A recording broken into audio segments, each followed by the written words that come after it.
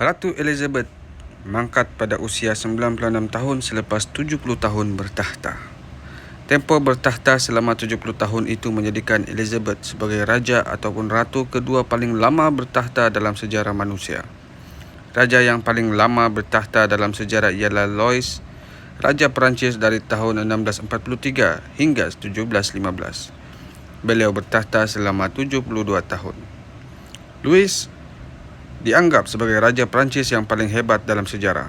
Perancis di bawah pemerintahannya menjadi negara paling kuat di Eropah pada abad ke-17. Besar pengaruh Perancis sampai bangsawan Rusia pun kena bertutur dalam bahasa Perancis. Ini akan diterangkan dalam buku Adik Kuasa. Cuma berbeza dengan Louis yang merupakan seorang raja absolutis yang memiliki kuasa mutlak. Elizabeth hanyalah seorang constitutional monarch, raja ratu berperlembagaan yang tidak mempunyai pengaruh ke atas politik Britain. Walaupun Raja Ratu Britain memiliki hak to be consul, to encourage and to want Perdana Menteri, tapi yang menentukan hala tuju Britain adalah PM yang bertanggungjawab kepada Parlimen. Sistem monarki berperlembagaan ini telah diamalkan sejak tahun 1688, sementara Eropah berada di bawah bayangan kuasa mutlak Louis. Britain ketika itu masih dikenali sebagai England telah memilih sistem yang mewujudkan kuasa mutlak raja. Waktu itu England terjerumus dalam perbelahan antara golongan pro-raja dan anti-raja. Jadi monarki berperlembagaan dipilih sebagai kompromi antara dua puak. Raja tetap bertahta tetapi tidak memerintah. Kuasa pentadbiran diturunkan kepada Parlimen, kemudian PM yang dipilih dari kalangan ahli Parlimen. Sistem ini walaupun nampak melemahkan kuasa negara England, tetapi ia sebenarnya melancarkan pentadbiran. PM yang kurang cekap boleh digantikan oleh yang lebih cekap secara aman. Sesuatu yang tidak dapat dilakukan sekiranya raja juga berperanan sebagai ketua pentadbiran. Bonus, kepada sistem ini, raja boleh jadi pengadil tidak rasmi kepada ahli politik yang berbalah, dengan itu mewujudkan kestabilan.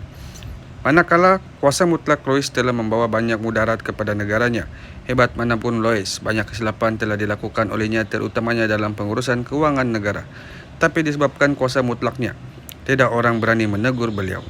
Maka selepas Louis mangkat, rakyat Perancis mula memberontak, membawa kepada revolusi Perancis yang menjahanamkan Perancis buat masa hampir 100 tahun, bermula daripada 1789 sehingga 1871.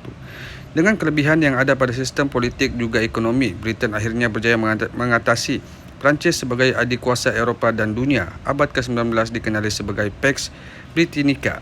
1/4 dunia berada di bawah kekuasaan Britain.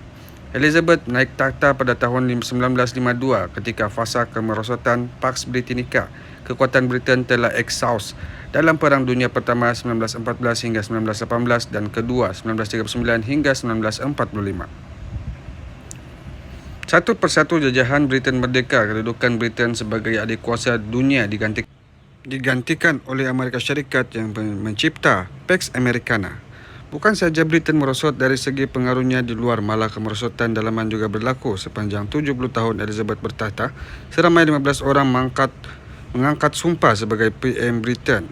Churchill 1951, Eden 1955, Macmillan 1957, Douglas Home 1963, Wilson 1964 hingga 1974, Head 1970, Callaghan 1976, Thatcher 1979, Major 1990, Blair 1997, Brown 2007, Cameron 2010, May 2016, Johnson 2019, Truss 2022.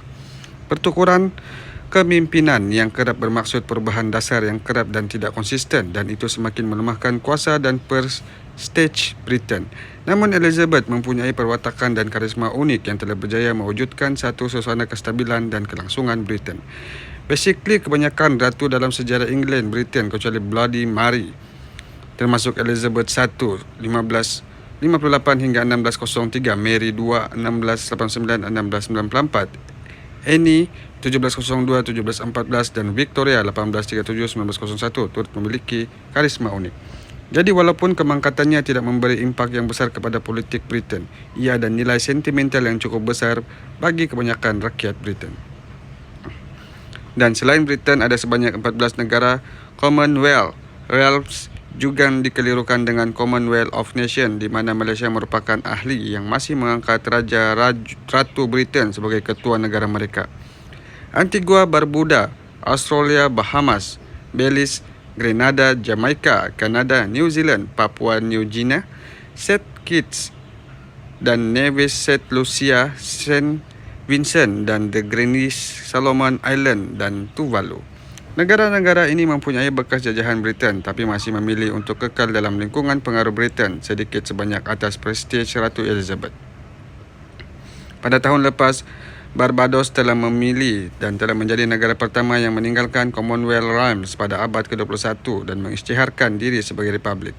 Jadi selepas ini mungkin akan ada lebih banyak negara yang mengikut jejak Barbados sekiranya Raja Charles, William atau George tidak memiliki prestij yang sama seperti Elizabeth.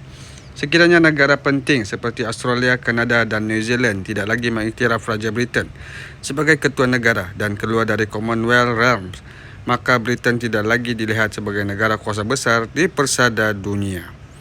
Pengangkatan Elizabeth menandakan end of an era dan juga boleh jadi the very end atau the beginning of end kepada hayat Britain sebagai kuasa besar dunia.